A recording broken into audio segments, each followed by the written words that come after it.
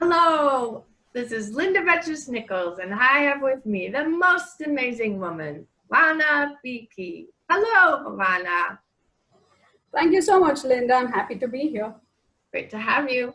All right, so we are all connected. Yeah, man. That is always the coolest thing to be thinking about. Like, how is it that we are all connected, and how do we know it? And we all have plenty of stories, that have reinforced that fact and the sense that we are all connected.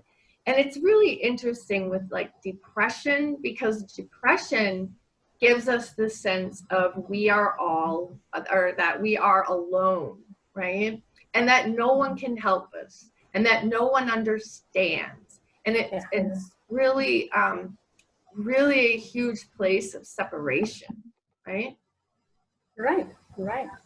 Okay. And yeah, Go ahead. and that also puts people in a spot that they wouldn't want to ask for help. No. And yet they should be assured again and again that it's okay to ask for help. Mm-hmm. Yeah. So like about being connected. This is something that has always stayed with me. This is one of the biggest lessons that I've learned in my life, that we're all connected, and in India, basically, it's something that we're taught from a very young age, that the entire world is a family, is our family. Nice. And there's a quote which says Vasudeva Kutumbakam. So which when translated, it's in Sanskrit, and when translated, it says the entire family, the entire world, beings, as we all know, is a part of the same family. Yeah. There's no separation. So the only illusion is the separation. So beautiful.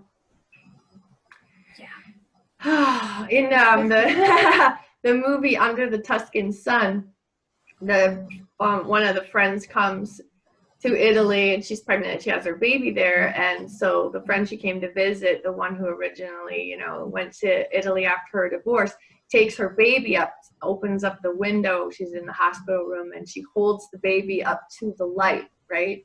We are from the light. Yeah. Wow. I don't know if that's an Italian tradition, but I thought that was really cool. So that again brings me to Lion King, right? The way Simba is shown to the entire kingdom, all the beings present there. Mm-hmm. Yes, I think I connect with the Lion King on more ways than one. Yeah.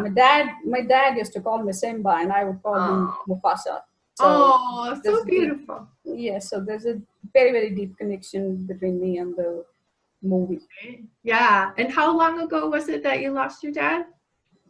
2 years ago. Yeah, so not that long, right? Yeah, still mending on that one, right? Yes. Yeah. I can't wait for your book to come out. That's going to be great. I love it. Thank you. Absolutely. All right. So a little bit more about, like, we're from the same source. Anything else coming up to you? Yes. So what I believe in is that we're all from the same light source. The source is the same, the universe, or the whatever you may want to call that, as the divine force, the superpower, the almighty, whatever. Yeah. The name can be anything, but it's the energy. It's the combination of matter and energy that we are, and it's the same source of energy, light, that we are all from. Right. So there's again a Sanskrit shloka, which roughly when translated, it says, the source is complete, and we are all parts of the same source, and we are complete as well. Mm-hmm. And when you pull these parts out of that source, the source still remains complete. Mm-hmm. And when these parts go back to the soul, it's complete again. Back to the source? Yeah. Yes. So there's no way where you can say that there's something that's incomplete in any of this entire cycle, if you may. So yeah, so the source is the same, and we're all the same. So how can you say that you're any different from me or anyone else? We're all Yeah. connected Yeah, to the same man. source. Yeah. So we come in from the light and we're like totally like embodied and empowered. And then there's filters that parents, tend to put on us. And one for women is be a nice girl, to the point where now we don't recognize a predator. Like we've lost our wild to know a predator, and we fall prey to the predator, and then we become a predator, and then we start blaming others and pointing fingers and not owning ourselves at all, because like now we've super forgotten who we are. And feel powerless and helpless. And then when we do start owning ourselves, and owning who we are, and we no longer are blaming others, we start to blame ourselves. And that can get into suicide ideation, cutting, addictions, alcoholism, all kinds of things. And then when we, choose to wake up from that state, it's really interesting to me. I almost think of it as like a piece of paper in the middle with some holes, and it's all dark, and there's this giant flashlight, the source where we're all from, where we're all connected. And as it hits the paper with the holes in it, there's all these little streams of light over here. So we kind of do this circular journey of the human, and then we're stepping out over here. So just think of a little stick figure over here. And it's everybody saying, hey, what is it that you remember, right? And that's actually what people will pay you for, what you have remembered in your awakening, right? If you think about it, that's what's going on. Yeah, so love that. I interviewed enough women to get that cycle figured out. That's what and I call it the 3 stages of the female psyche. Not that it's just aimed at females. It just it makes a lot of sense for a lot of people. So that's been very cool. That's true. That's true. Yeah, the example that you gave now is similar, right? The source, and then we're all parts of it, and we all have it in ourselves. You mentioned that earlier on, that all that you need, you have it in you. Yes. Yeah. So I love it how everybody is really like on LinkedIn, and at least the people that we seem to be connected are really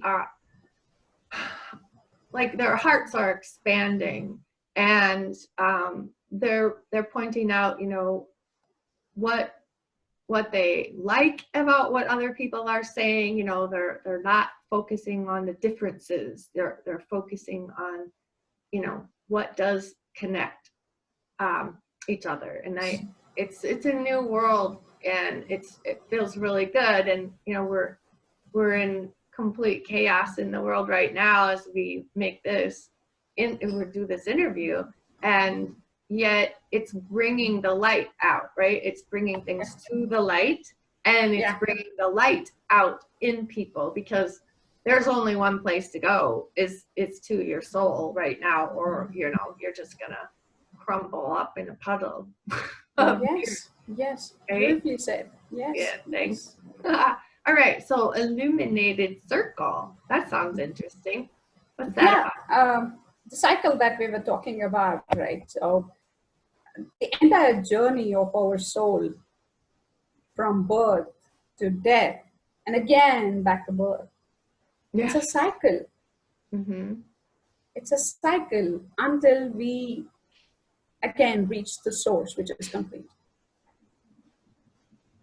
So we have it all in us. Yeah, Linda. Oh, I was just wondering, because I know there's like I think it's numerology, you have a 1 year, and then a 2 year, all the way to a 9 year, and then you start over. How does that equate with kind of like your spiritual background? And you alluded a little bit to it, how does that work? Okay, I'm not really familiar with that branch of occult science, as I may call that as. Yeah, and yes, if you're talking about the circle, the illuminated circle, that's It's illuminated because we're all beings of light, Mm-hmm. right?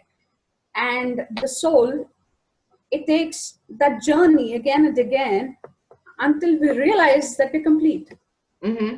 And that may take one lifetime, it may take millions of lifetimes, it may take however that it could take for Mm-hmm. us to understand that we have it all in us, and for us to realize that and work on ourselves to Mm-hmm. reach that completeness may take how much of a time that we individuals take. Got it. So Very cool. that's the illuminated circle. We're all connected, and again, we grow together. Grow. Yeah, absolutely. Yeah, We grow yeah. together. So unless I'm here helping the other person get onto this level, and then we move forward to progress for the more, Mm-hmm. we're not going anywhere. We are Mm-hmm. in it together. We're Mm-hmm. all connected. How can you let someone else stay on the same level? You've got to help them move to the next level. Interesting. Okay. And karma. That's a segue into karma. So yes, this is something that everybody knows about, and I'm sure about that. And yet, something that we do not understand fully, Right? right? So karma, you give and you receive. You receive what you What you give. give. You give. And yes, you've got to give, because if you have to help someone, it's good to give. Yeah. Be the first one to give. Yeah. It's kind of the Yeah. eye to eye, eye for an eye, tooth for a tooth. Yeah. Back at So- you. You learn about karma out on Facebook. There's plenty of karma teachings and jokes out there. Yes, there's a karma, lot that's spoken about karma everywhere, right?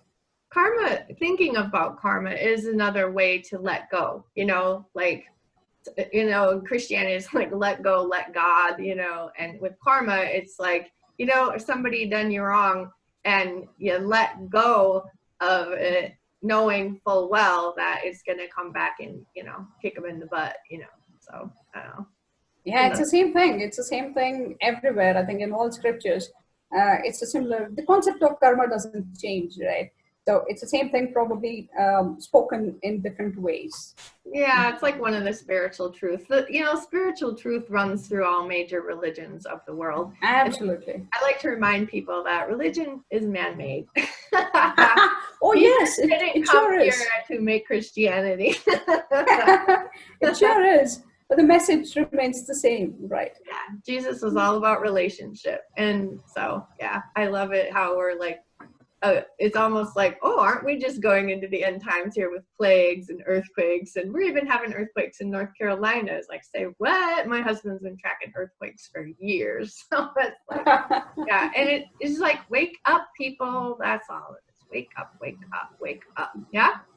Yes, yes. So the more positives you get, the more positives you get. And it's always good to give that, right? Yeah. Makes you feel good at that particular time, that moment as well. So it's like two shots of positiveness, right? So the moment you do something good, you feel good about it. Yep. And then when it comes back to you in a full circle, it's a feel good thing. It's happy. Yeah. It's really amazing how, like they say, like love conquers all.